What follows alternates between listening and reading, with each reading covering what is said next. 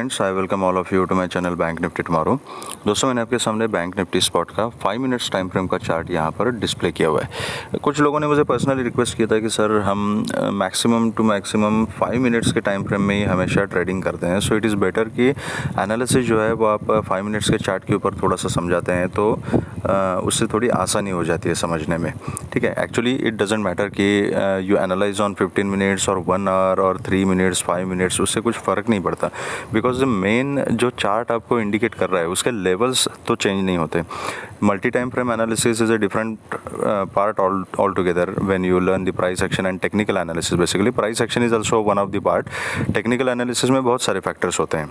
ठीक है, तो वन बाय वन हम ये सब चीज़ें धीरे धीरे डिस्कस करते रहेंगे। ठीक है, तो बेसिकली टाइम फ्रेम चेंज करने से आपके जो मेजर लेवल्स होते हैं उसमें कुछ फ़र्क नहीं पड़ता, चाहे वो 5 मिनट्स का हो, 15 मिनट्स का हो, 1 आवर का हो, 4 आवर का हो, उसमें फ़र्क नहीं पड़ता। ठीक है, लेकिन आपके जो ट्रेडिंग स्टाइल है उसमें उससे फ़र्क पड़ सकता है। तो इफ़ यू फील कि 5 minutes time frame is comfortable तो it's okay, we will analyse on 5 minutes time frame, no issues. तो ये 5 मिनट्स का स्पॉट का चार्ट मैंने आपके सामने डिस्प्ले किया है बैंक निफ्टी का। तो अभी जैसा आप देख रहे हो चार्ट के ऊपर, आज भी मार्केट ने कोई डिसिसिव मूवमेंट नहीं दिया था। ठीक है, कल की जो कैंडल है उस कैंडल के अंदर ही आज की कैंडल मिलेगी आपको, मतलब मैं डेली टाइम फ्रेम की बात कर रहा हूँ। तो उसके बीच में ही बैंक निफ्टी कहीं ना कहीं मंडराती हुई दिखाई दे रही है हमें। So it is not breaking the range on any side, तो there is no decisive movement. तो इससे प्रॉब्लम क्या होती है, मैंने कल ही आपको बोला था कि जब तक ये बैंक निफ्टी इस रेंज में ट्रेड कर रही है, टिल दैट टाइम जब तक डायरेक्शन फिक्स नहीं होता, इट इज़ बेटर कि हम क्या करें, एक तो अपनी क्वांटिटी को कम करें। ठीक है, और क्वांटिटी को कम करने के बाद फॉलो द स्ट्रिक्ट एसएल। ठीक है, ये पॉइंट्स मैंने आपको कल बताए थे, और रीज़न यही है कि हम फुल क्वांटिटी में ट्रेड करना हमें अच्छा खासा प्रॉफिट कब दे सकता है, जब मार्केट एक ट्रेंडी मार्केट हो, एक डायरेक्शनल मार्केट हो, और हम उस डायरेक्शन में सही से अपनी पोजीशन बनाएं। ठीक है, ये अगर हम करते हैं तो अच्छा खासा प्रॉफिट मिल सकता है। लेकिन जिस तरीके से अभी ये मार्केट 2 दिन से काम कर रही है, 2-3 दिन से, तो इसमें प्रॉफिट बनाना तो छोड़ो, यहाँ पे एक्स्ट्रा मेहनत करनी पड़ती है कि कहीं एसएल हिट ना हो जाए, बिकॉज रेंज इतनी स्मॉल है। अभी आज का चार्ट देख लीजिए आप, यहाँ पे हमारा व्यू क्या था कि थोड़ा सा बेरिश था कि करेक्शन आ सकती है ऊपर अगर रेजिस्टेंस आता है। 1 मिनट, ये क्या हो गया, 1 मिनट होल्ड कीजिए, आई थिंक नेटवर्क का कुछ इशू है। ओके तो यहाँ पर ऊपर से अगर रिजेक्शन आता है तो हम पुट की पोजीशन लेने की हमने बात की थी, लेकिन अभी थोड़ी से फ्लैट टू पॉजिटिव मार्केट खुली, थोड़ी गैप अप भी खुली, और ऊपर 180 के लेवल तक वहीं से उसने रिजेक्शन ले लिया। ठीक है, अब यहाँ रिजेक्शन लेने के बाद आप ऑनेस्टली बताइए कि ये जो रैली है ना, इस रैली में आपको क्या पुट की पोजीशन लेने में कॉन्फिडेंस था? हेवी क्वांटिटी अगर डालनी है इसमें तो क्या हमारे पास कॉन्फिडेंस है? नहीं है। रीज़न बीइंग, ये मार्केट ऐसे लोकेशन में, ऐसे प्लेस में खुली थी और वहाँ से उसने नीचे एक रिट्रेसमेंट लेना शुरू कर दिया कि 180 इज़ ऑल्सो इंपॉर्टेंट लेवल, 180 से 230 का जोन, उसके नीचे इमीडिएटली लेवल जो है दैट इज़ 44,150। तो 50 to 150 का जोन तो हम पहले से डिस्कस कर रहे हैं कि it is a important zone. तो हमें नहीं पता कि वहाँ पे ये सपोर्ट ले रही है, क्या कर रही है। रिजेक्शन तो 180 का ले रही है, तो क्या 30 पॉइंट्स के बीच में मार्केट घूमेगी? अगर 150 सपोर्ट लेती है तो नहीं हो सकता। तो कंफर्म कहाँ पे जाएगी, कितना नीचे जाएगी, हमें नहीं पता। 4450 के नीचे आ जाओ तो फिर 44,000 का यहाँ पे सपोर्ट है। ठीक है, तो अल्दो ये दिख रहा है, अभी चार्ट बनने के बाद हमें सब कुछ इजी लगता है कि अरे हाँ यार, यहाँ रिजेक्शन पे अगर पुट लेता तो अच्छा खासा यहाँ पे प्रॉफिट हो जाता 200 पॉइंट का, लेकिन it is not that easy. जब आप लाइव मार्केट में इस चार्ट को देख रहे हैं, जब एक एक कैंडल बन रही है वहाँ पे, तो पोजीशन लेने का कॉन्फिडेंस नहीं आता।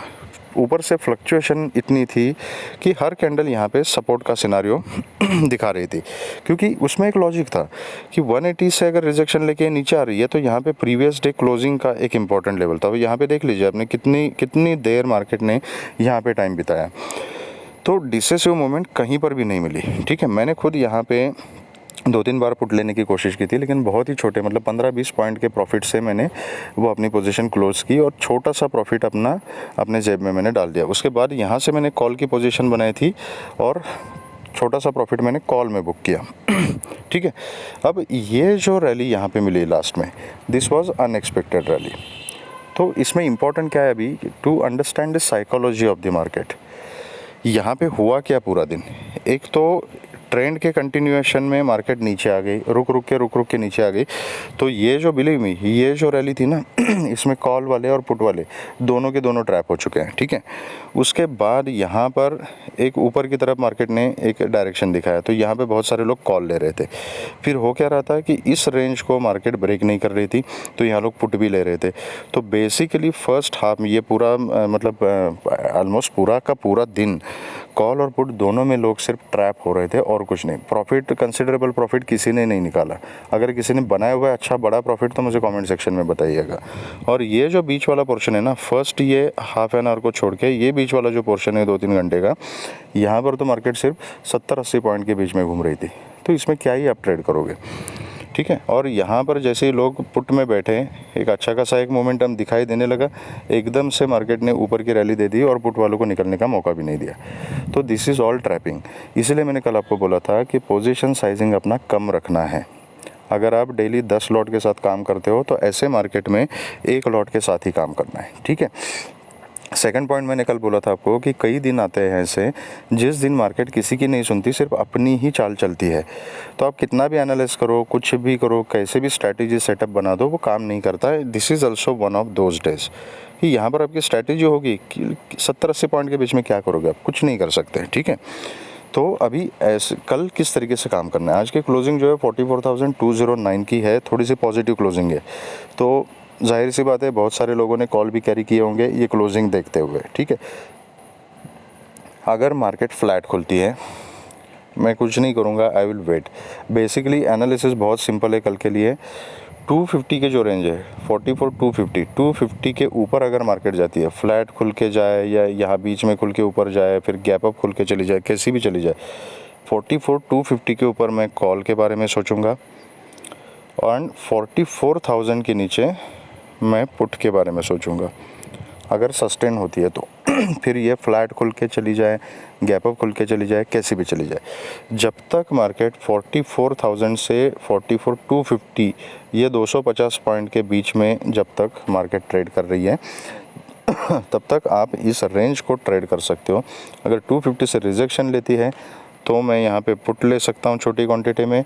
अगर 44,000 पे सपोर्ट लेती है, कहीं 44,000 या 4430, 4450, 4480 ये सब पूरे सपोर्ट जोन है, यहाँ पे कहीं सपोर्ट लेती है तो मैं छोटी क्वांटिटी में कॉल ले लूँगा।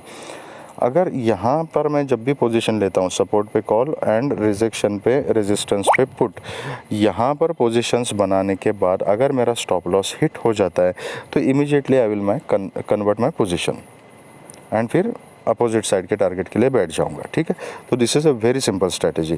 इस रेंज के ऊपर या नीचे अगर खुलती है मार्केट, डेफिनेटली अगर बहुत ज़्यादा गैप डाउन खुलती है प्राइस एक्शन देख के काम करना है, बहुत ज़्यादा गैप अप खुलती है तो प्राइस एक्शन देख के काम करना है। वेट फॉर अ स्विंग जिस तरीके की बनेगी उसके हिसाब से आप बाय ऑन डिप या सेल ऑन राइज की स्ट्रैटेजी वहाँ पर अप्लाई कर सकते हो। So analysis is very simple for tomorrow. जब तक ये ट्रेंड कंटिन्यूएशन में नहीं आगे बढ़ता तब तक पूरी क्वांटिटी में ट्रेड करना अवॉइड कीजिएगा। 10% क्वांटिटी में ट्रेड कीजिए।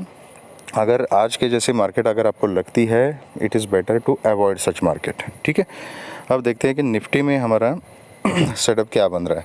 निफ्टी ने भी कुछ किया नहीं है खास, वही ट्रैपिंग और एसएल हंटिंग हो गई और लास्ट में एक मोमेंटम दिया। जिन लोगों ने अगर ये मोमेंटम किसी ने पकड़ा है तो ठीक ठाक प्रॉफिट उसको मिला होगा। ठीक है, तो क्लोजिंग है 617 की। अब ऊपर की तरफ ये फ्लैट खुल के अगर ऊपर जाती है तो हम कॉल के बारे में ही सोचेंगे, लेकिन ऊपर 640 660 जो है ना ये इंपॉर्टेंट रेजिस्टेंस जोन है। ठीक है, तो यहाँ पर थोड़ा संभल के काम करना पड़ेगा। या तो हम ट्रेलिंग स्टॉप लॉस लगा सकते हैं और ऊपर जितने भी पॉइंट हमें मिल सकते हैं उनको कैप्चर करने की कोशिश कर सकते हैं, लेकिन एक मोमेंटम ऊपर की तरफ जो आपको मिलेगा वो 18,660 का जो लेवल है इसके ऊपर ही मिलेगा। तो अकॉर्डिंगली यू कैन ट्रेड। अगर यहाँ पे कहीं रिजेक्शन लेती है 660 के आसपास तो ये रिजेक्शन को भी हम प्ले कर सकते हैं।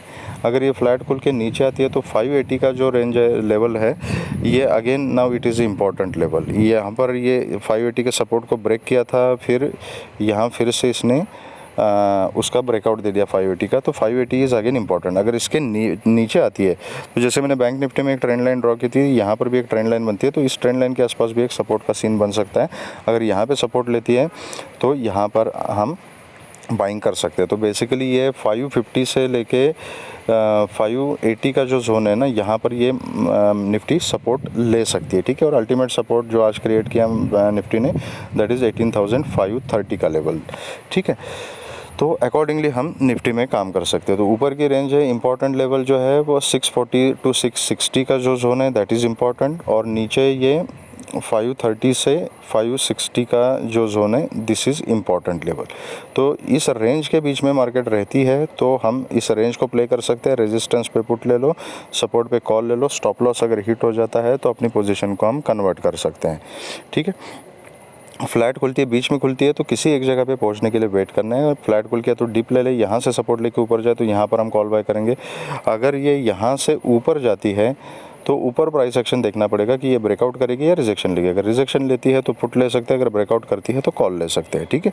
तो इससे ज़्यादा हम ऐसे रेंज बाउंड मार्केट में ज़्यादा कुछ स्ट्रैटेजी नहीं बना सकते। तो अगर मार्केट कॉम्प्लिकेटेड काम कर रही है तो हमने सिंपल रखना है अपने ट्रेड्स को, ठीक है। तो अगर आपको ये वीडियो पसंद आया है तो please hit the like button, subscribe the channel, and अगर आप मेरे व्हाट्सअप ग्रुप से जुड़ना चाहते हो लाइव मार्केट के अपडेट्स के लिए तो उसका लिंक मैंने डिस्क्रिप्शन बॉक्स में दिया हुआ है, वहाँ से आप ज्वाइन कर सकते हो। Thank you very much friends and all the very best.